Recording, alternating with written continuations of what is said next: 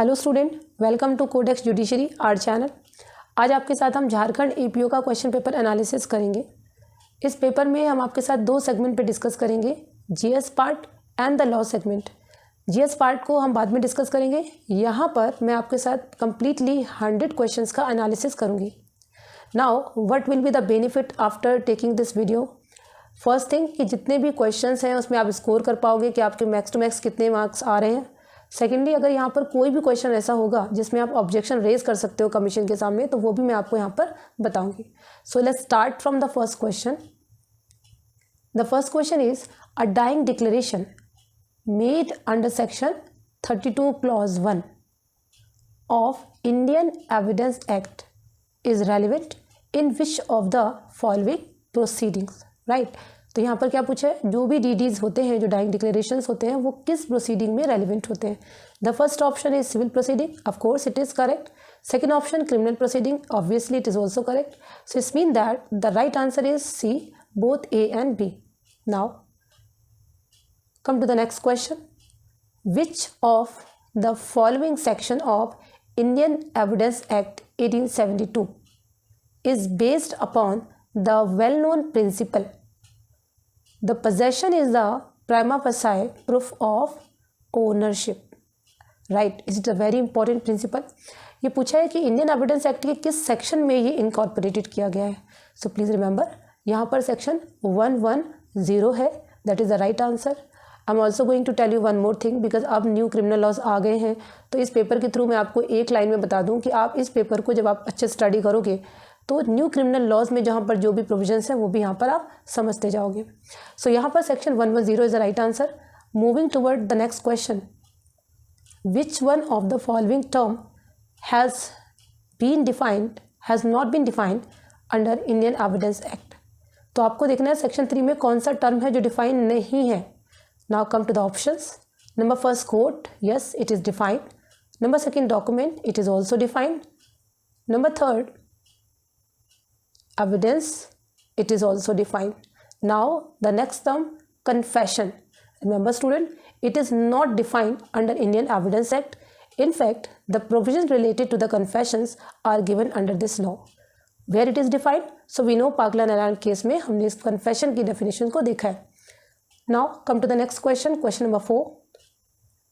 According to Indian Evidence Act, who has the burden of proving existence of facts in a legal proceeding? So he is bound by that. Defendant? No. Plaintiff is the right answer. तो हम जब onus of proof और burden of proof पढ़ते हैं, so we know कि जिसके ऊपर burden होता है जो भी सूट फाइल करता है, so in general plaintiff के ऊपर होगा, so it would be the correct option. Now moving toward the question number 5, it is about the match the following of all the landmark judgments, right? All the judgments are related from IPC. The first case that is provided, Navtej Singh Jauhar versus Union of India. It is very landmark judgment and we all are aware of this case that it is related to the consensual homosexual acts in private. So A is directly connected with the option number 1. Now second option, Srimati Gyan Kaur versus State of Punjab. So we know that this is also important judgment when we talk about passive euthanasia. So article 21, यहाँ पर IPC में legality of section 309 है, section 309 which talked about the punishment for committing suicide. So it is also correctly matched. Now come to the next option, Mithu Singh versus State of Punjab. The very landmark judgment on section 303 of IPC, so we cannot ignore it. यहाँ पर supreme court ने 303 को struck down किया था। It is also correctly match. Now come to the last option, Kedarnath versus state of Punjab. This case is the first and important landmark related to the offence of sedition, where it is provided student 124A of IPC. So जब हम इन सारे cases को और इनके topics को देख रहे हैं, so we can directly move to the option. So which one is the right option? Option is A. Correct. Now come to the next question. So we'll also come to the next question here. Question number 6. Which one of the following is not included? Not included. Remember, in the expression court defined under the Indian Evidence Act. So court की definition के ambit में क्या नहीं आता है आपको ये find out करना है. ऑल जजेस आते हैं, right. A is a correct answer.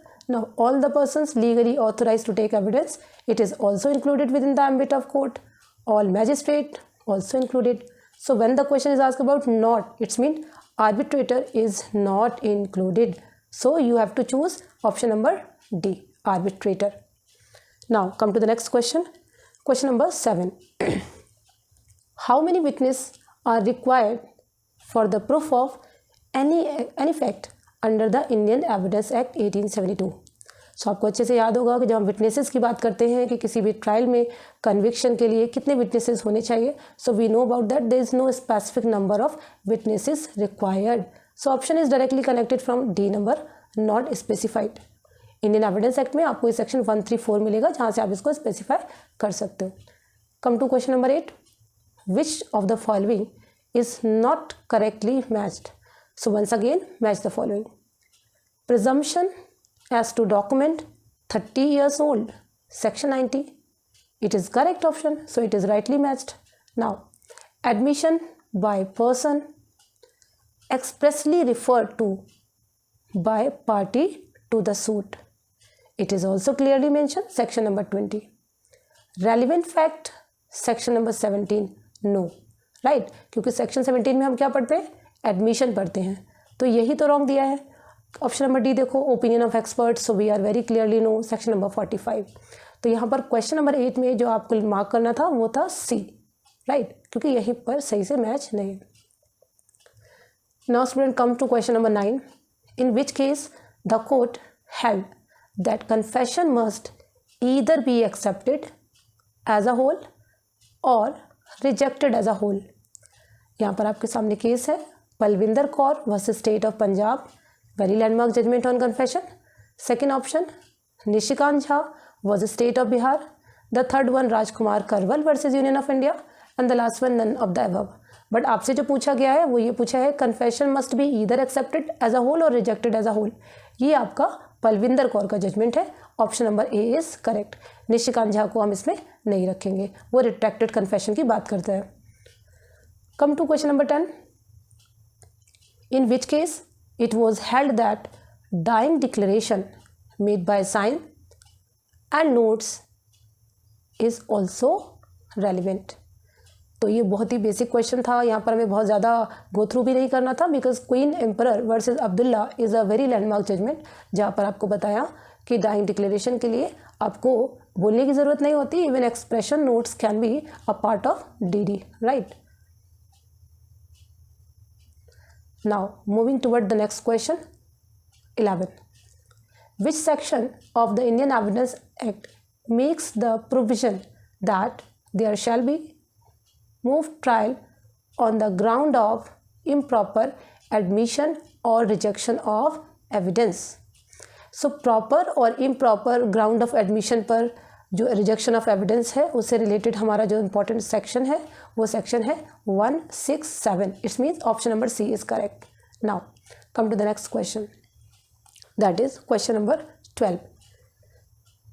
If there are apparent discrepancies in two dying declaration it would be unsafe to convict the accused.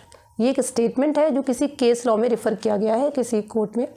आपको बताना था कि किस केस में ये स्टेटमेंट अकर हुआ है, किस केस में ये बात डिलीवर हुई है.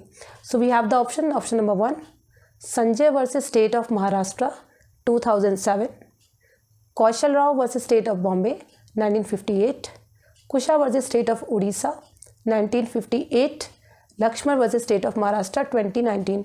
तो यहाँ पर देखने वाली बात यह है कि हम generally Kaushal Rao versus state of Bombay को ही मार्क करते हैं because it is a very landmark judgment on dying declaration.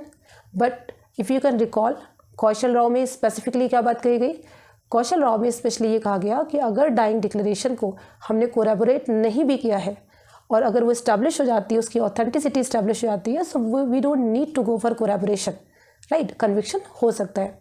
तो इट्स मीन दैट कि Kaushal Rao it's not directly hitting with this statement. Now come to Sanjay versus state of Maharashtra 2007. इसी judgement को आपको याद रखना है बिकॉज यही जजमेंट है जिसमें कि सुप्रीम कोर्ट ने इस बात को अफर्म किया कि अपरेंट डिस्क्रिपेंसीज अगर हो भी जाती है तो भी कन्विक्ट नहीं करना है। सो आपका एक और केस है Kusha versus state of Orissa. Student ध्यान रखिएगा, ये 1980 का जजमेंट था बट ये 1950 करके इन्होंने डाला है, तो साइटेशन भी गलत है। और अदरवाइज मैं कहूँ तो कुशा वर्सेस स्टेट ऑफ उड़ीसा का जजमेंट वही है जो अफर्म करता है कौशल राव के रेशियो को। Next Laxman versus state of Maharashtra, so we are not going to take it now. Next option question number 13। तो इसका राइट आंसर 12 का वैसे आपने क्या लगाया है, आपने अगर जो भी लगाया एक बार चेक कर लीजिएगा, बिकॉज राइट आंसर इसका ऑप्शन नंबर ए होगा, Sanjay versus state of Maharashtra. अच्छा क्वेश्चन था ये और थोड़ा सा मॉडरेट था, इजी नहीं था, right. Now come to the next question, question number 13। In which case the court said that evidence can be produced by the way of electronic records, this would include video conferencing. तो आपसे directly क्या पूछा कि video conferencing से related आपको judgment बताना था जिसमें कि एविडेंस की वैल्यू बताई गई हो। तो यहाँ पर आपको जो आंसर्स हैं इसमें आपको देखना है कि सबसे इंपॉर्टेंट जजमेंट अगर आप नहीं भी याद आ रहा है आपको तो ऑप्शन नंबर डी पे जाइए। आपका बहुत लैंडमार्क जजमेंट था, state of Maharashtra versus Praful B Desai, इसको आप रेस्ट जस्टिस में भी पढ़ते हो और बाकी आप इलेक्ट्रॉनिक एविडेंस की वैल्यू में भी पढ़ते हो। So the right answer is D, state of Maharashtra versus Praful B Desai. Now come to the next question, question number 14.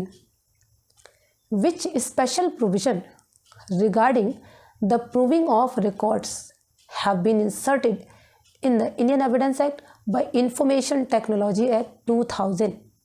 So there are some provisions related to the IT which are also added in the Indian Evidence Act. यहाँ पर जो आपसे पूछा है इसमें आप क्या देखोगे कि कौन सा सेक्शन है, तो यहाँ पर 65A and 65B, that is option number B is important, because यहाँ पर आपको क्या बताया गया है, यहाँ पर आपको इलेक्ट्रॉनिक और डिजिटल एविडेंस को कैसे एडमिसिबल किया जाएगा, कैसे वो रेलिवेंट होंगे, इसके बारे में आपको बताया गया है। Now come to question number 15। Which of the following sections of Indian evidence act 1872 deals with conclusive proof? So student we know about conclusive proof. यहाँ पर डायरेक्टली आपसे सेक्शंस पूछ लिए हैं कि कौन कौन से सेक्शंस में जो एविडेंस हैं वो कंक्लूसिव प्रूफ ट्रीट किए जाएंगे। So we have option number A, that is also the right answer, 41, 112, 113। 41 में आपको पता है जहाँ पर जजमेंट्स की बात होती है, once the judgment is decided it becomes conclusive. Section 112 legitimacy of childrens की बात करता है and section 113 is also a conclusive evidence. तो आपने ए ऑप्शन पे मार्क करना था। Question number 16। In which case the court said that if there is variance between medical evidence and ocular evidence, the ocular evidence should be given primary. यानी अगर एक तरफ medical evidence है और दूसरी तरफ आपका ओरल एविडेंस है तो इसमें से किसको आप प्राइमरीली रिकॉग्नाइज करोगे। इसमें आपसे जजमेंट पूछा गया था कि किस केस में ये चीज़ बताई गई है। सो यहाँ पर आपको जो राइट आंसर है वो है सेक्शन नंबर डी, यानी ऑप्शन नंबर डी। मैंने डी क्यों बोला, क्योंकि नन ऑफ द अबव है, क्योंकि इसका जो आंसर है इसमें state of UP versus Harichand 2004 आपको याद रखना है। मैं फिर से आपको बता दूं, state of UP versus Harichand, right. ये आपका 2004 का जजमेंट है और आप इसको याद रखोगे। So the right answer is none of the above इस क्वेश्चन में।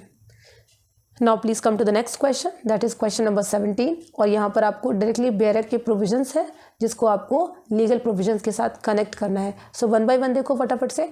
प्रोफेशनल कम्युनिकेशन कहाँ पर दी गई है, रिकॉल करिए। ऑफिशियल कम्युनिकेशन कहाँ पर है, डाइंग डिक्लेरेशन आपको कहाँ पर मिलती है, और रिफ्रेशिंग द मेमोरीज कहाँ पर मिलती है। अगर आपको सारे नहीं भी आते हैं तो भी आप देख रहे हो कि इसमें दो बहुत ही इजी प्रोविजंस दिए हैं। लाइक डाइंग डिक्लेरेशन कहाँ पर है आपको 32 क्लॉज 1 में, ये तो आपको इसी क्वेश्चन पेपर में भी दिया हुआ था। रिफ्रेशिंग मेमोरी कहाँ पर दी है, सेक्शन 159 में, राइट। ऑफिशियल कम्युनिकेशन 124 और प्रोफेशनल कम्युनिकेशन सेक्शन 126। सारे मैच हैं और सभी एडजस्टमेंट दिए हैं, आपको क्या मैच करना है, ऑप्शन नंबर ए। सो 17 आपका हो गया। नाउ अब आते हैं हम लोग 18 पे। 18 में क्या बोला गया है, if a witness who is unable to speak give his evidence in writing in open court, evidence so given shall be deemed to be. अगर आप रिकॉल करें तो section 118 and section 119 talks about the witnesses, right. So section 119 जो आपने पढ़ा था Indian evidence Act में, उसमें आपने क्या रिकॉल करा था? कहते हैं सेक्शन 119 में कि अगर कोई person who is incapable to speak, अगर वो कोर्ट में लिखकर कोई स्टेटमेंट देता है तो उसे आप कैसे ट्रीट करोगे? ओरल एविडेंस माना जाएगा। सो 18 का answer B. Now come to the next question, question number 19 कह रहे हैं any question suggesting the answer which the person putting it wishes or expect to receive is called. तो आपको याद होगा हम लोग जब लीडिंग क्वेश्चंस की डेफिनेशन पढ़ते हैं तो एज इट इज़ आपको यही शब्द मिलते हैं। So this is the leading question, 19 का option number D. Now please come to the next question, question number 20 which section of Indian Evidence Act lays down the rule that in certain circumstance admission can be proved by or behalf of the person making it? किस section में? बिल्कुल directly आपसे bare act से पूछ दिया है। So without going to other options we will move toward the D option. So section number 21। Now please come to the next question, 21 which section of Indian Evidence Act empowered a judge to ask any question relevant or irrelevant to a witness or a party to a suit? अब ये वाला जो question है ये आपको inherent powers of the जजेस से है क्वेश्चन नंबर 21 में, और इसका right option B, section number 165। Section 165 क्या कहता है? जजेस कोई भी रेलिवेंट और इररेलिवेंट क्वेश्चंस पूछ सकते हैं, ऑल्दो दैट इज़ ट्रू कि इररेलिवेंट क्वेश्चंस पर डिसीजंस नहीं होते। Now question number 22, there is a problem and the problem is, the question is whether A committed a crime in Kaushambi, right, on a certain day. The fact that on that day A was at Delhi. So this is a relevant fact under which section of Indian Evidence Act? तो आपने एक principal पढ़ा Indian evidence Act में, that is called, क्या है आपने? Plea alibi, right. और ये हमको प्ली एलिबाई कहाँ पर मिलता है? Section number 11। सो जो प्ली एलिबाई है that means presence somewhere else, है ना। तो ये आपका राइट आंसर था, section number 11, option number D. ये सारे आपके बेयरक से बिल्कुल डायरेक्ट क्वेश्चंस हैं, बहुत ज़्यादा आपको इसमें घुमाया नहीं था, डायरेक्टली आपसे बेयरक से पूछे थे। Now come to the next question, question number 23। ये आपको इंडियन पैनल कोड से पूछा गया है और पूछा है section 379 of Indian penal code define करता है ऑफेंस ऑफ थेफ्ट को? No, because definition of theft कहाँ पर मिली है? 378 में। ओके, ऑप्शन बी क्या कहता है? Provides punishment of theft, yes. So the right answer is B. Now come to the next question, question number 24। Which one of the following case the supreme court held that discovery of a fact with the help of tracker dog, right. ये काफ़ी important topic था जो हम काफ़ी time से Indian evidence Act में भी study करते थे। Trackers dog in scientific evidence, case बताइए कौन से केस में इस पे डिस्कशन हुआ है? So first option is R M Malkani. No, R M Malkani में क्या था? टेप रिकॉर्डिंग की बात थी। तो यहाँ पर जो राइट आंसर है वो है अब्दुल रजाक वर्सेस स्टेट। इस केस को ज़रूर याद रखिएगा, अब्दुल रजाक, इंपॉर्टेंट केस है। Now come to the next question, question number 25। Which of the following section of Indian Evidence Act the fact showing the knowledge is declared relevant? Directly bare act से पूछा है, section number 14 is the right answer, जहाँ पर आपको relevance, knowledge, good faith के बारे में बताया गया है। क्वेश्चन नंबर 26 पे आइए स्टूडेंट, और देखते हैं क्या है इसमें। Which of one of the following fundamental right was amended as a result of the decision of Supreme Court in state of Champakam Dorai Rajan case? So state of Madras versus Champakam Dorai Rajan constitution का एक बहुत इंपॉर्टेंट जजमेंट है, और ये जजमेंट आपको section number article number 15 से मिलता है। आर्टिकल नंबर 15 में आपको ये जो प्रोविज़न दिया गया है, इसमें आप देखते हो कि यहाँ पर आपने इस राइट को आंसर मार्क कर दिया। So that is 15। Now question number 27 पे आइए। The Indian constitution is a federation with a strong centralise tendency. Again and again repeatedly ये क्वेश्चन पूछा जाता है कॉन्स्टिट्यूशन में हमसे, किसने ये अप्रोच दिया है? That is sir Ivoire ginning, ठीक है, सी नंबर। केसी वेयर नहीं लगाना था क्योंकि उसमें हमें फेडरल कॉर्पोरेशन की बात की गई है। Now question number 28। Which article of the constitution is related with the amendment of the constitution. Directly question पूछा है आर्टिकल 368 से, जहाँ पर अमेंडमेंट के बारे में बात की गई है। सो the right answer is option number D. Question number 29 पे आइए। यहाँ पर आपको मैच करना था। सो यहाँ पर मैच करिए जो भी चीज़ें हैं। Article number 20 clause 1। अब आपको याद होगा आर्टिकल 20 में हमें 3 क्लॉजेज दिए गए हैं जिसमें हमको अक्यूज़ के राइट्स के बारे में बताया गया है।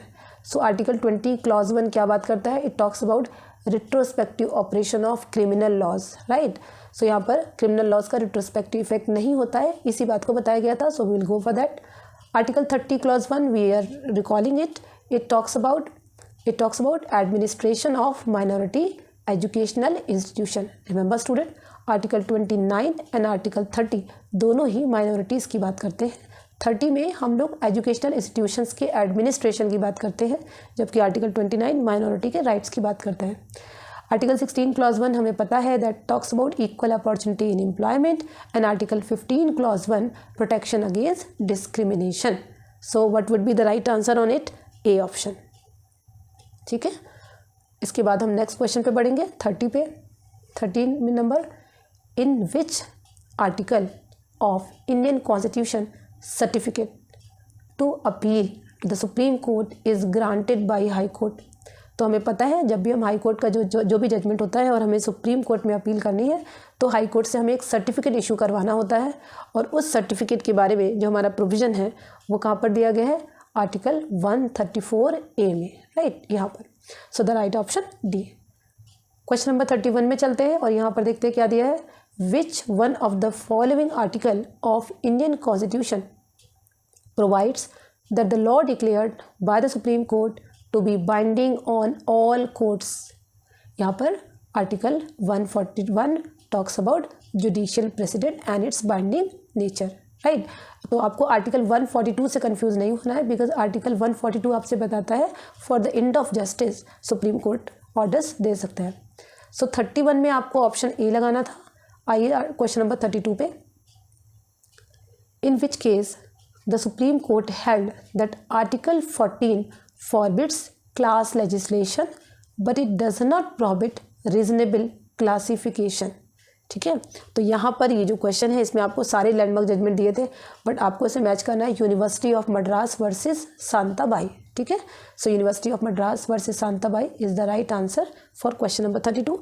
Now come to the next question 33। Which of the following article empower the parliament to confer powers on the Supreme Court to issue writs or orders for the purpose other than enforcement of fundamental rights.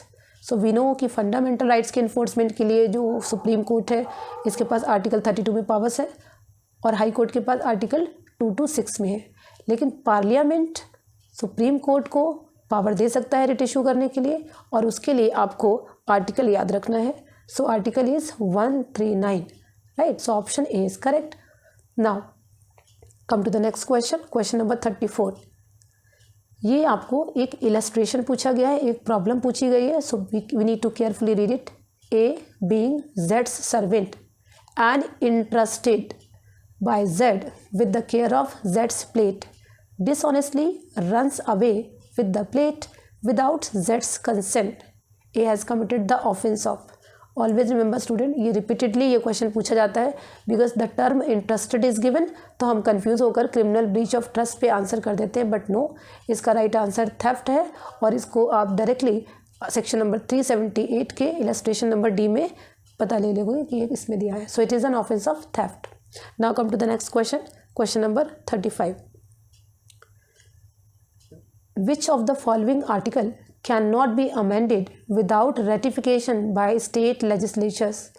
तो कुछ certain articles हैं, अगर वहाँ पर amendment चाहिए तो हमें state ratification चाहिए। इन चार ऑप्शंस में अगर आप देखोगे, सो देयर इज आर्टिकल 54 जहाँ पर प्रेसिडेंट्स की अपॉइंटमेंट्स की बात की गई है, यहाँ पर रेटिफिकेशन ऑफ स्टेट की ज़रूरत होती है। So it is the right answer, option number B. Now come to question number 36, and it talks about the Supreme Court in case of State of Punjab Davinder Singh has given the following propositions among them which are correct. सो मैं student को हमेशा ये चीज़ बोलती थी जब ये judgement आया था कि this judgment is going to be very important for upcoming examination, और झारखंड में ये पूछा भी गया। दविंदर सिंह के केस में क्या चीज़ ऑब्जर्व कराई गई थी? फर्स्ट सेकंड सारे ऑप्शन देखते हैं। Number first, relook and evolvement of other methods of reservation policy. Second option, periodic review. The third option, limitation of reservation. Reservation should be confined to the first generations. Remember student, ये सारे ही options correct हैं और above all will be the right answer. Now come to the next question, question number 37। The reservation of schedule caste and schedule tribe in promotion in government jobs has been secured by. जब हम government jobs की बात करते हैं तो हम article 16 की बात करते हैं, और आर्टिकल 16 में जो अमेंडमेंट्स हुए हैं वो दो अमेंडमेंट हमें याद रखने हैं, एक तो 77th and the next 79th। But यहाँ पर जो पूछा गया है वो पूछा गया है कि रिजर्वेशन की बात किस में की गई। सो 77th अमेंडमेंट में रिजर्वेशन इनके लिए स्टार्ट किया गया और 79th में इसको एक्सटेंड किया गया था। So the right answer would be B option. Now come to the next question, that is question number 38। It is simply given what majority is required to pass a bill brought in the joint session of both the houses of parliament. So we know about the joint houses parliament, लेकिन यहाँ majority पूछी गई है, so simple majority would be the correct answer. Question number 39 में हम जाएंगे और इसको चेक करेंगे कि क्या इसमें रेज किया गया है। In which landmark case Supreme Court declared that electoral bond scheme is unconstitutional. ये भी आपको लास्ट ईयर के इंपॉर्टेंट जजमेंट्स में से एक है और आपका रीसेंट जजमेंट है, और इसमें association for democratic reforms and others versus union of India में इलेक्टोरल बॉन्ड की कॉन्स्टिट्यूशनलिटी को चेक किया गया था। Now come to the next question, that is question number 40। Which of the following best describe the supreme court's interpretation of article 19(1)(a in relation to the rights to information. यहाँ पर student आपके सामने दो options रखे हैं जहाँ थोड़ा सा कन्फ्यूजन हो सकता है, because 19(1)(a talks about freedom of speech and expression including the freedom of press. Option A कहता है it guarantees the right to information only to the citizen of India, so emphasise on only, remember. Now come to the option number D, it guarantees the right to information for all citizen. B और C आपका इससे related नहीं है, सो हम ए और D में अगर कन्फ्यूज हो सकते थे।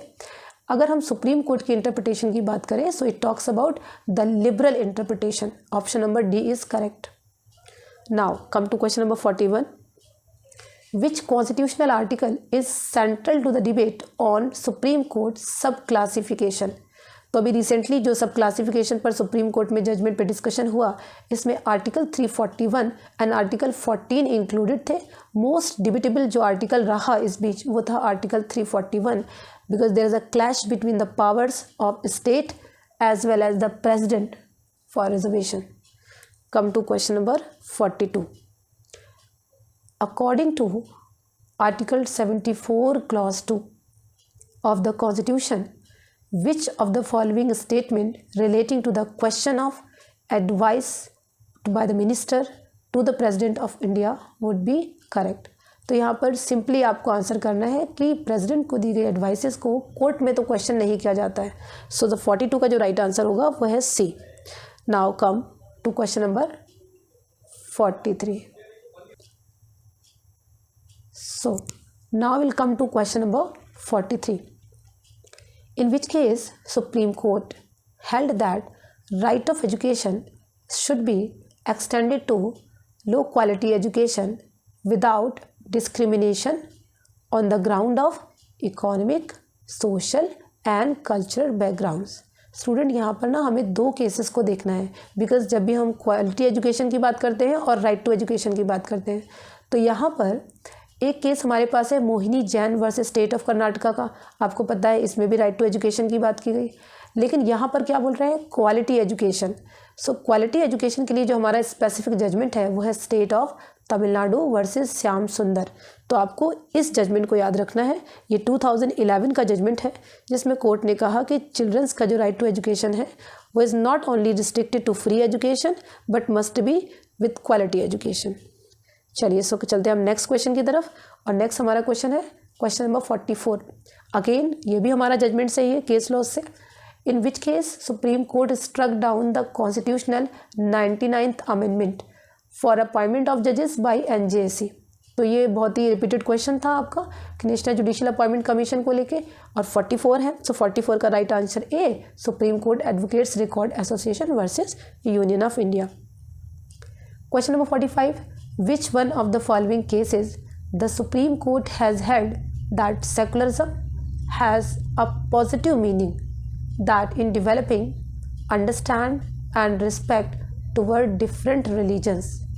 सेकुलरिज्म की बात होती है तो हमारे पास SR बोम्मई का केस रिकॉल आता है हमारे माइंड में, बट नो, यहाँ पर क्वेश्चन जो पूछा गया है इसमें the right answer is Aruna Roy versus union of India.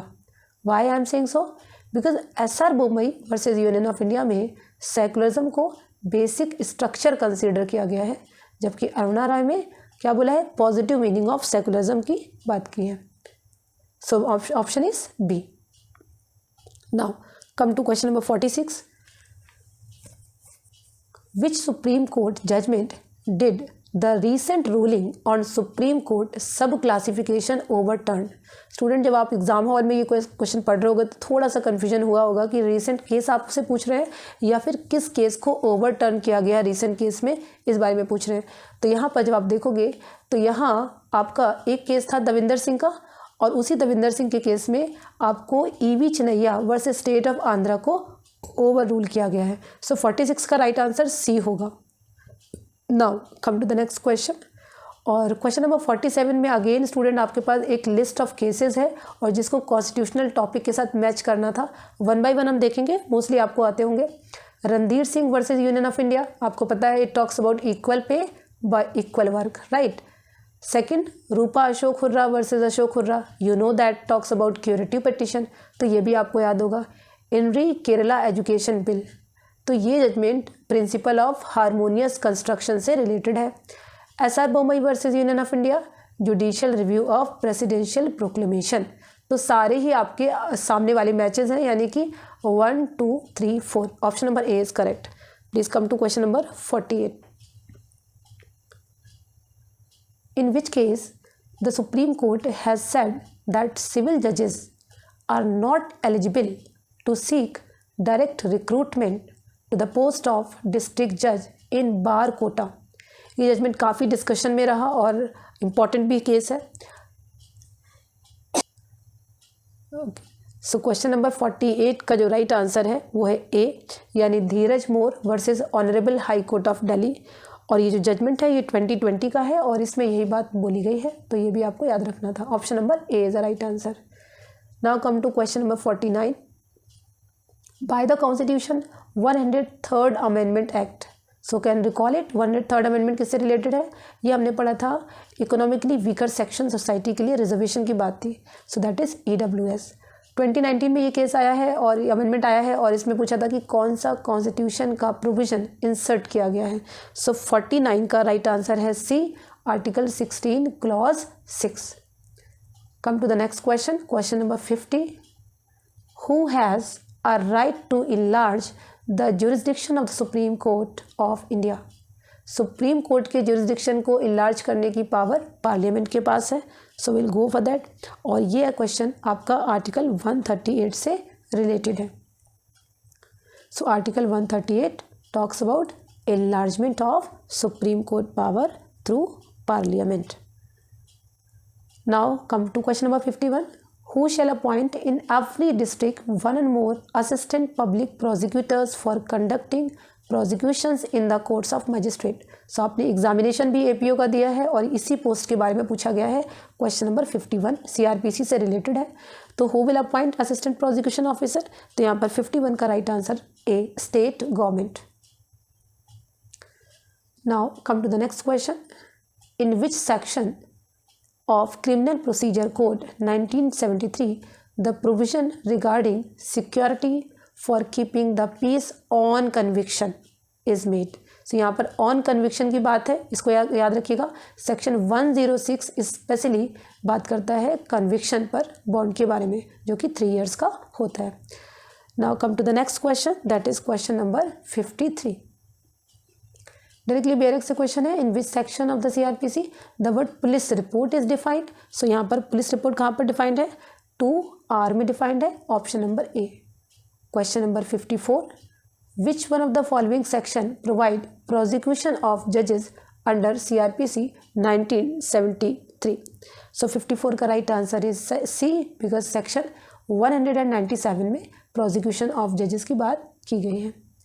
Now come to the next question. Question number 55, which section of CRPC provides for confirmation by the High Court of an order of death sentence passed by the session judge prior to its execution? तो यहाँ पर आपको दो sections याद रखने थे. एक section था सेक्शन 366 और द नेक्स्ट सेक्शन था सेक्शन 368. यहाँ पर आपसे पूछा गया है कि CRPC में कन्फर्मेशन बाय हाई कोर्ट किस सेक्शन में दी गई है. सो the right answer would B 366. अगर ये पूछता कि हाई कोर्ट किस सेक्शन में करेगा कन्फर्मेशन, दैट इज 368.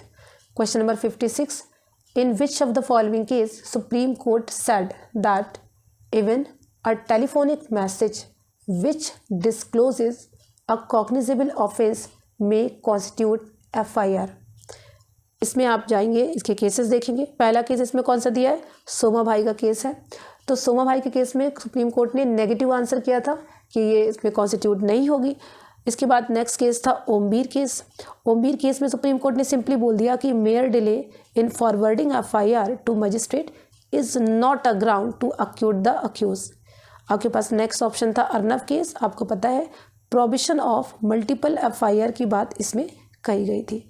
तो राइट आंसर क्या होगा सेक्शन 56 का, दैट इज सोमा भाई versus state of Gujarat. Now next question is 57. In which case the Supreme Court held that not all live-in relationship will amount to relationship in nature of marriage? ये आपने DB act में भी पढ़ा होगा ये judgement, और बहुत ही प्यारा जजमेंट है सुप्रीम कोर्ट का, डी वेलुस्वामी वर्सेस डी पेचयम्मल. सो डी पेचयम्मल का जो केस है ये इसी बात से रिलेटेड है. सो 57 का A is the right answer. Now come to question number 58. Which section of CRPC is related to no unnecessary restraint? 58 में पूछा है. सो इसका द राइट आंसर हो जाएगा सेक्शन नंबर 49, यानी option number D is correct.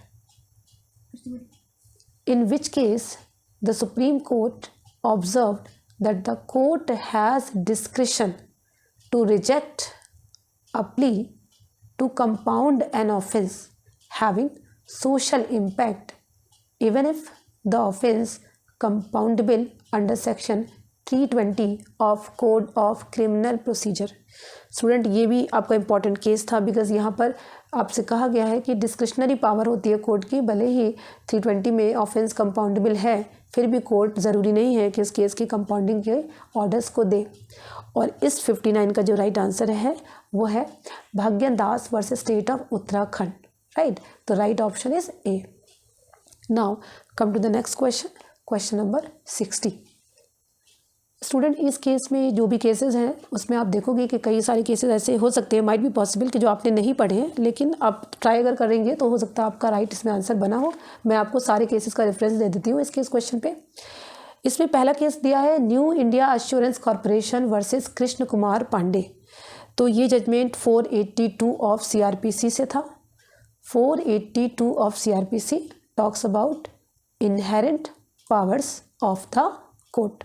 ठीक है, तो यहाँ पर ये बिल्कुल ठीक है, इसके साथ मैच हो रहा है. नाउ दूसरे ऑप्शन क्या था इसमें, दूसरा ऑप्शन था मैकला धर्मराजम वर्सेस तेलंगाना. तो यहाँ पर इस केस में आपको बताया गया था कि कैंसिलेशन ऑफ बेल. सो यहाँ पर सुप्रीम कोर्ट ने बहुत क्लियरली बोल दिया कि जो आपका कैंसिलेशन ऑफ बेल है वो एक इम्पॉर्टेंट राइट हो जाता है. तो आर्बिट्रेरी कैंसिलेशन कोर्ट को नहीं करना है और इसमें कोर्ट को साउंड जजमेंट देना है. सो नेक्स्ट केस था आपका, that is Union of India versus Padam Narayan. So Union of India versus Padam Narayan 2008 का केस था स्टूडेंट, और इसमें कोर्ट ने एंटिसिपेटरी बेल के बारे में बात की और इसके एक्स्ट्रा ऑर्डिनरी कैरेक्टर के बारे में बताया कि हमें हर केस में एंटिसिपेटरी बेल नहीं देनी होती है, एक्सेप्शनल केसेस में ही देनी होती है. लास्ट क्वेश्चन था, लास्ट ऑप्शन है इसका अनोखी लाल का जजमेंट, जो आपने बहुत ही ज़्यादा सुना होगा। 2013 में आया, देन ये 2014 एंड देन 2019 में इसके बारे में डिस्कशन हुआ। अनोखी लाल वर्सेस स्टेट ऑफ एमपी अपने आप में एक यूनिक केस है, जिसमें a person was committed for offence of murder and tried again and again. इस जजमेंट में स्टूडेंट सुप्रीम कोर्ट ने ट्रायल में होने वाली गड़बड़ियों के बारे में बहुत अच्छे से एक्सप्लेन किया। How DNA test is taken, investigation कैसे होती है, कैसे एविडेंसेस को मिस हैंडल किया जाता है, और कैसे इन्वेस्टिगेशन प्रोसेस में गड़बड़ियों होने की वजह से जजमेंट ठीक से नहीं हो पाते। सो अनोखी लाल का केस ट्रायल से रिलेटेड है। तो आप समझ ही गए होंगे कि इसमें भी ये सारे मैच हो रहे हैं। तो यहाँ पर A option is the right answer, because सारे केसेस अपने लीगल टॉपिक के साथ डायरेक्टली कनेक्टेड हैं इस क्वेश्चन में। Now come to the next question, question number 61. According to section 468 CRPC, no court shall take cognizance of an offence punishable with imprisonment for a term not exceeding 1 year. ये आपका बिल्कुल directly bare act से question पूछा है और A option is the right option. Now come to question number 62. Which section of criminal procedure code is based on the principle of res judicata? तो हमेशा हम अपने स्टूडेंट को रेस जुडिकाटा पढ़ाते हैं और सारे लॉ में बताते हैं। Section 300 of CRPC res judicata, constitution में आर्टिकल 20 क्लॉज 2, CPC में हम लोग सेक्शन नंबर 11 पढ़ते हैं, और साथ ही साथ इंडियन एविडेंस एक्ट में भी हम लोग सेक्शन 41 से लेकर 43 में इस बारे में पढ़ते हैं। नाउ क्वेश्चन नंबर 63 पे आइए। In which of the following section of CRPC provision for legal aid made? Option number 63 directly bare act से है, सो हम जाएंगे सेक्शन 304 पर, यानी option number C is the right answer. Now come to the next question. Which provision under the code of criminal procedure 1973 prescribe the code of mode of execution of sentence of death that the convict be hanged by the neck until he be died? तो यहाँ पर आप देखोगे कि एक format होता है जिसके थ्रू हम डेथ का सेंटेंस के एग्जीक्यूशन की बात करते हैं, और ये आपका option number B is correct answer, form number 42 of the second schedule. ठीक है। Now come to question number 65। Classification of bailable and non bailable offence, इसका आपको बहुत ईजी क्वेश्चन था, option number A is the right answer, first schedule. Question number 66 पे आइए। When did CRPC came into force? ये भी आपका बहुत सिंपल सा और इजी सा क्वेश्चन है, 1 April 1973, option number B. Now come to the next question, question number 67। Comprehensive review of criminal procedure 1898 was done on the basis of? Student ये CRPC के हिस्टोरिकल बैकग्राउंड से क्वेश्चन पूछा गया है, थोड़ा सा ये मॉडरेट है, इजी तो नहीं है, बट फिर भी 67 का अगर आपने ऑप्शन डी लगाया है तो it would be the right answer, 41st report. Now come to the next question.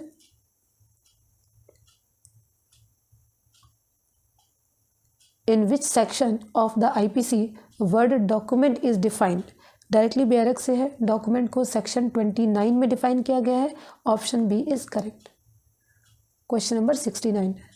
Who has taken the view that doctrine of mens rea under IPC is wholly out of place?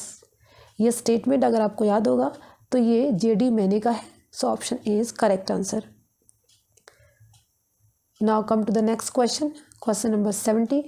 In which case the supreme court said that section 438 CRPC cannot be considered to be the integral part of Indian Constitution of under Article 21?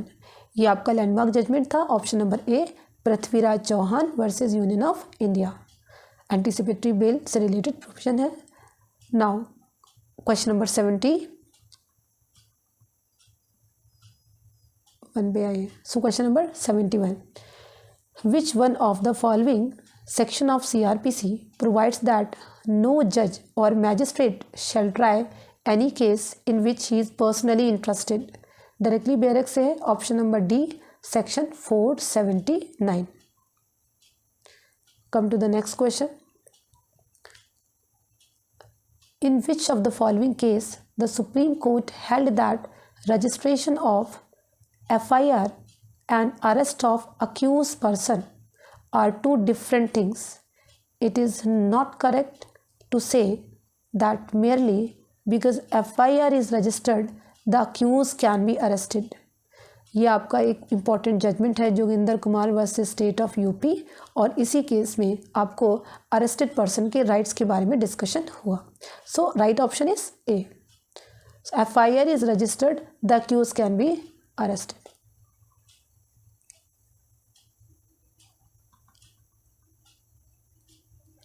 Question number 73, an offence punishable with imprisonment for a term exceeding 2 years relates to.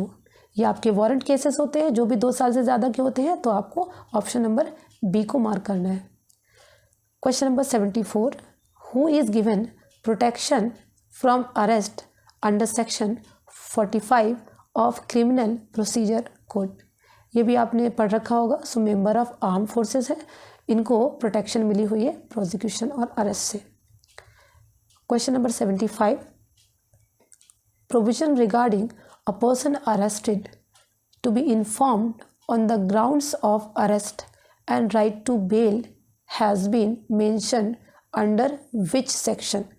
तो ये आपका rule of natural justice से related है, और यहाँ पर section number 50 CRPC में इनके राइट्स को प्रोटेक्ट करता है। Come to question number 76। Question number 76 पे आते हैं, which of the following section of CRPC provides the appointment. तो यहाँ पर स्पेशल एग्जीक्यूटिव मजिस्ट्रेट के अपॉइंटमेंट से रिलेटेड आपसे सेक्शन पूछा गया है। ये आपका सेक्शन नंबर 21 होगा। Option number B is correct. अब हम आते हैं नेक्स्ट क्वेश्चन की तरफ। क्वेश्चन नंबर 77, यहाँ पर आपको लीगल टॉपिक है और सेक्शन के साथ आपको इसमें मैच करना है। तो फटाफट से इसको मैच करते हैं। कौन सा सेक्शन से रिलेटेड है? Cognizance of offence bye magistrate. ये आपको कहाँ पर दिया गया है? सेक्शन 190 ऑफ CRPC में, यानी आपको 2 पे जाना है। कन्विक्शन ऑन प्ली गिल्टी, ये आपको कहाँ पर जाना है? सेक्शन 229 यानी 1 ऑप्शन पे। कंटेंट्स ऑफ चार्जेस किस सेक्शन में दिए गए हैं? सेक्शन 211 में दिए गए हैं। रेफरेंस टू हाई कोर्ट आपका सेक्शन 395 में दिया गया है। तो इसके अकॉर्डिंग आप देखेंगे कि ऑप्शन आपका कौन सा ठीक है। सो यहाँ पर आप मार्क करेंगे, यानी ए को आप 1 में लेके जाएंगे, बी को आप कहाँ पर लेके जाएंगे? ए को आपने 2 पे लाए और बी को आपने 1 पे लाए। सी को आप 3 पे मैच करेंगे और डी को आप 4 में रखेंगे।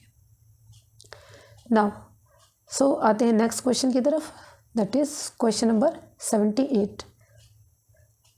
इन which of the following case the supreme court held that a civil जज can not be invested with the powers of additional session जजेस। यानी सिविल जज को एडिशनल सेशन जजेस के पावर नहीं मिलते हैं अनलेस उसको एडिशनल सेशन जज अपॉइंट किया गया हो सेक्शन 9 ऑफ CRPC में। ये किस केस में कहा गया है? आपको ये पूछा गया था। So Premnath versus state of Rajasthan का जो केस है, इसमें आपसे 1967 के वर्डिक्ट में यही सेम चीज़ रेफर की गई है। सो क्वेश्चन नंबर 79 में आएंगे, which of the following courts can summarily try offence mention in section 260 of CRPC। तो समरी ट्रायल कौन से जजेस ट्राई करते हैं? आपको अच्छे से याद होगा। Chief judicial magistrate, yes. Metropolitan magistrate, yes. Any magistrate of the first class is specifically empowered by the high court, yes. It's mean the right answer is D. फिर हम आते हैं अपने नेक्स्ट क्वेश्चन की तरफ। ये आपका क्वेश्चन नंबर 80 है। Which of the following has a power to transfer cases and appeal under section 407। So 407 में किसके पास पावर दी गई है ट्रांसफर करने की केसेस ऑफ अपील को? High Court. So option A is correct. Question number 81 पे हम आते हैं। In which section of CRPC provision regarding recall of witness when charge altered has been given. तो यहाँ पर आपका सेक्शन है 217, डायरेक्टली बेयरक से पूछा गया है, इसको हम मार्क करेंगे। नाउ 82 पे आते हैं हम। क्वेश्चन नंबर 82, इसमें आपसे क्या पूछा है? Which one of the following combination is correctly matched. तो कौन कौन से करेक्टली मैच्ड हैं, बस इस पर आपको ध्यान देना था। डाउरी डेथ क्या सेक्शन 498A में है? नो, ये तो यहाँ पर नहीं है। यहाँ पर क्वेलिटी की बात कही गई है, right. Adultery section 497 of IPC, yes. Kidnapping section 359 of IPC, very correct. Abduction section 362, yes, it is also correct. तो आपको 1 को छोड़कर 2, 3, 4 ये सही है, option number D is correct. Next आइए क्वेश्चन नंबर 83 में, a police officer tortures B to induce him to point out where certain stolen property is deposited. ये आपका डायरेक्टली बेयरक से सेक्शन नंबर 330 से है, जिसमें क्या बताया गया है कि एक पुलिस ऑफिसर आपसे डिपॉजिट करने के लिए सर्टेन प्रॉपर्टी को थ्रेट कर सकता है सेक्शन, तो वो पनिशेबल होगा 330 में। क्वेश्चन नंबर 84 पे आइए, A voluntarily burns a valuable security belonging to Z. तो ए ने क्या करा है, वॉलंटरली जेड की प्रॉपर्टी को डिस्ट्रॉय कर दिया है, बर्न कर दिया है। इंटेंशन उसकी क्या है, wrongful loss to Z. A has committed mischief under which section, तो किस सेक्शन में मिसचिफ दिया गया है, सेक्शन 425 में, option number D is correct. Now 85 में देखते हैं क्या दिया है, punishment regarding obscene acts and song is contain in which of the following. तो ऑब्सीन एक्ट और सॉन्ग पर पनिश किया जाएगा, ये आईपीसी के कौन से सेक्शन में है, ये आपका 294 में है, ऑप्शन नंबर 8 294, क्योंकि 228 में आपको पता है कोई भी रेप से रिलेटेड प्रोसीडिंग को अगर आप प्रिंट मीडिया करते हैं तो वो पनिशेबल है। 376 आपको पता है ऑफेंस ऑफ रेप से रिलेटेड है, और 328 भी आपने पढ़ रखा, तो right answer is a.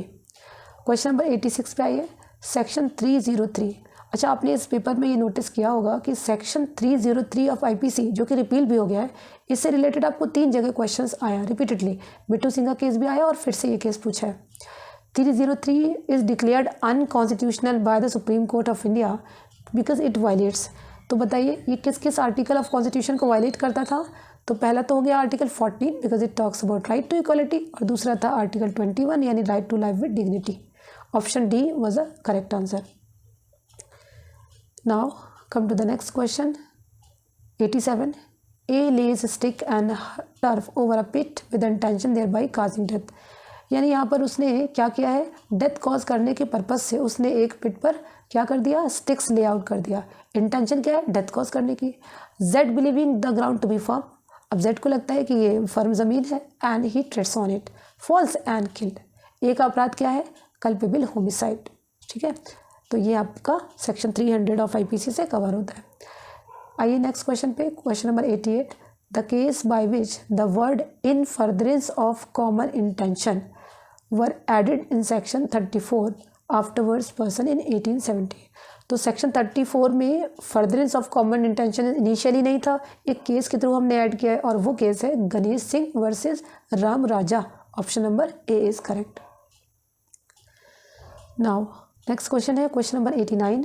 Which of the following section of IPC defines good faith. तो डायरेक्टली बेयरक से पूछा है कि गुड फेथ कहाँ पर डिफाइन है, और गुड फेथ डिफाइन है आपका सेक्शन नंबर 52 पे। So option is A. Now come to the next question, voyeurism is defined under which section of IPC.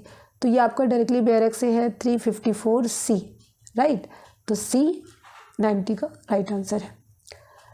आइए 91 पे, which one of the following defined that crime is an act which is both forbidden by law and revolting to the moral sentiments of society.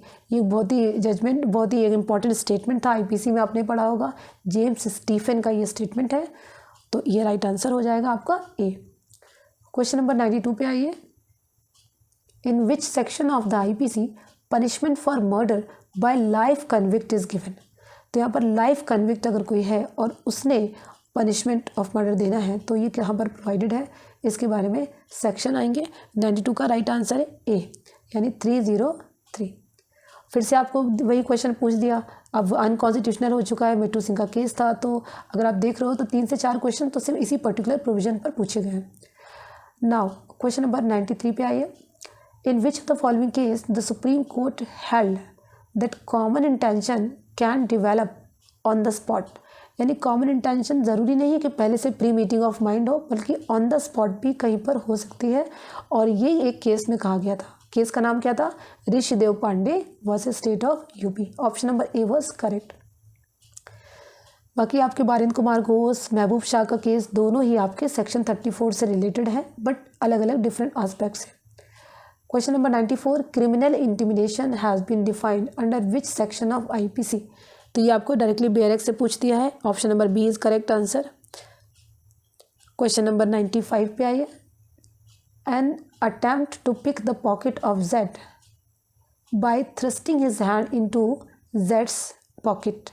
अब क्या होता है कि ए ने क्या करा है कि Z के पॉकेट पर उसने हाथ डाला है ये सोचते हुए कि उसको कुछ मिलेगा, बट अनफॉर्चुनेटली उसके पॉकेट में कुछ नहीं था। अब क्वेश्चन ये है कि क्या ए ने कोई ऑफेंस किया है या नहीं। तो आपने इसको कहाँ पर पढ़ा है, अटेम्प्ट टू कमिट थेफ्ट का ऑफेंस हो गया है, बिकॉज आपको पता है कि उसने अपनी तरफ से तो एक्ट कर ही दिया है। एंड ये आपका इस पर कई सारे जजमेंट्स भी हैं, 511 511 सेक्शन में आप चीज़ें पढ़ते भी हैं, तो उसको आप देख लीजिएगा। क्वेश्चन नंबर 96 है, which of the following section of IPC is based on maxim de minimis non curat lex. ये आपका सेक्शन है, सेक्शन 95। और इस मैक्सिम में तो आपने पढ़ा होगा कि कभी कभी बहुत ट्रिफलिंग से छोटे छोटे से एक्ट्स हो सकते हैं, तो हर स्मॉलेस्ट एक्ट को आप ऑफेंस की तरह ट्रीट करके IPC में कवर नहीं करा सकते, तो इसीलिए इस मैक्सिम को 95 में रखा गया है। क्वेश्चन नंबर 97 पे आइए। Punishment regarding attempt to commit culpable homicide is contain in. ये डायरेक्टली BRX से है आपका, section 308 is the right answer, option number C. Now come to the next question, that is question number 8. In which of the following case Supreme Court held that for an offense of extortion fear or threat must be used। यानी extortion में fear और threat का element बहुत ही essential माना जाता है, और ये इंपॉर्टेंट केस था RS नायक वर्सेस AR अंतले। तो नेक्स्ट क्वेश्चन आता है आपका 99। A finds a valuable ring not knowing home it belongs. तो ए को जो रिंग मिला है उसे नहीं पता है कि वो किसकी है, बट विदाउट, देखिए इसमें ध्यान से देखिएगा क्या दिया है, ए सेल्स इट इमीडिएटली, यानी विदाउट टेकिंग एनी एक्शन, उसने कोई स्टेप नहीं लिया राइट पर्सन को फाइंड आउट करने के लिए, और उसने उसको क्या कर दिया, इमीडिएटली उसने उसको सेल कर दिया। ऑफेंस कौन सा होता है, cheating no, criminal breach of trust no, theft no, option D is correct, dishonest misappropriation of property. Now come to the 100, that is the last question. What is private document? तो private document की जब आप definition Indian evidence Act में देखोगे तो वहाँ पर लिखा हुआ है document which is not public document. जो पब्लिक डॉक्यूमेंट नहीं है वो सारी डॉक्यूमेंट्स कौन सी हो जाएंगी, प्राइवेट डॉक्यूमेंट। सो ये हमारे 100 क्वेश्चंस थे स्टूडेंट झारखंड APO में। इन क्वेश्चंस को गो थ्रू करने पर 2-3 एस्पेक्ट हैं, 3 पॉइंटर्स जो मैं आपके साथ शेयर करूँगी। द फर्स्ट पॉइंटर इज़ कि इसमें डायरेक्टली BRX से क्वेश्चन पूछे गए, बहुत ज़्यादा अमाउंट था BRX से पूछे जाने वाले क्वेश्चंस का। अगर आपने इंडेक्स भी पढ़ी है तो आप आराम से कर सकते थे। दूसरा एस्पेक्ट था इसमें केस लॉस का, तो इसमें नंबर ऑफ़ केसेस बहुत ज़्यादा पूछे गए हैं। तो अगर आप देखोगे कि जिन भी स्टूडेंट ने केस लॉस वाले क्वेश्चंस को करेक्ट किया है उनका स्कोर बहुत हाई होगा, बिकॉज BRX वाले क्वेश्चन तो आप सारे ही स्टूडेंट ने कर रखा है, बिकॉज हम सब पढ़ के जाते हैं। केस लॉस के क्वेश्चंस जितने भी स्टूडेंट्स अच्छे से करके आए हैं वो स्कोर करेंगे बहुत अच्छे से। तो case laws, landmark and recent दोनों ही इसमें बहुत ही ज़्यादा पूछे गए हैं। द थर्ड इम्पॉर्टेंट पॉइंट जो इसमें था वो ये था कि इसमें प्रॉब्लम बेस्ड क्वेश्चंस बहुत कम पूछे गए, यानी कॉन्सेप्ट से रिलेटेड क्वेश्चंस कम थे। तो यहाँ पर झारखंड APO में उन्होंने क्वेश्चंस को सिंपल रखा है, राइट, और कॉन्सेप्चुअल प्रॉब्लम्स पे नहीं गए। अच्छा, कुछ स्टेटमेंट बेस्ड क्वेश्चंस थे और कुछ प्रिंसिपल बेस्ड क्वेश्चंस थे। तो ओवरऑल पेपर को अगर मैं आपके ऑब्जर्व करके 2 शब्दों में कंक्लूड करूं, so the question paper was moderate, easy to moderate but not complicated.